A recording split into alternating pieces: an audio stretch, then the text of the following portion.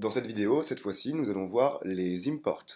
Donc les imports, ça permet tout simplement de faire appel à un fichier SCSS pour pouvoir faciliter en fait le développement SCSS en n'ayant pas par exemple toutes nos variables euh, ici, pas tous nos mixins ici, et d'avoir peut-être en fait quelque chose de plus structuré. Donc tout simplement, on va créer ici un nouveau dossier qu'on va appeler, je sais pas, on peut l'appeler import. Et dans ce dossier import, on va créer un nouveau fichier qui s'appellera par exemple hop, mixins.scss.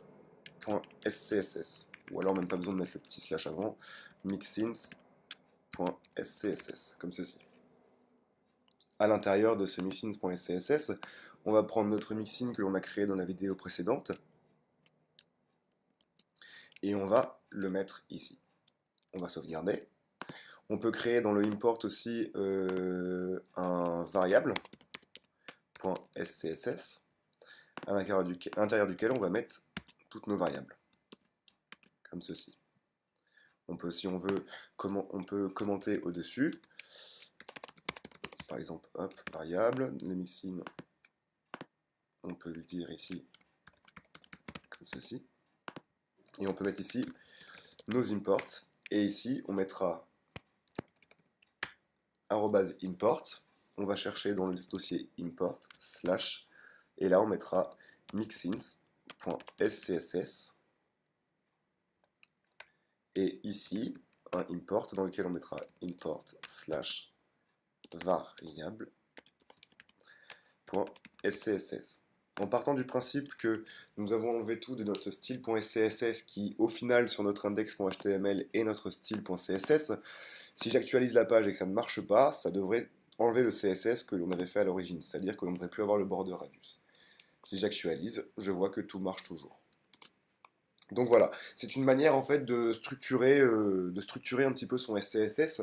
Ça permet en fait de séparer bien tout ce que l'on fait. Par exemple, mettre tous nos mixins dans un fichier mixin. Si on en a plusieurs, ça peut être vachement utile plutôt que à la fin de s'embrouiller avec 40 000 lignes de code. Au moins, ça nous permet de partager notre SCSS en plusieurs fichiers et ainsi d'avoir des lignes de code plus réduites plutôt que d'avoir 800, 900, 1000 lignes de CSS.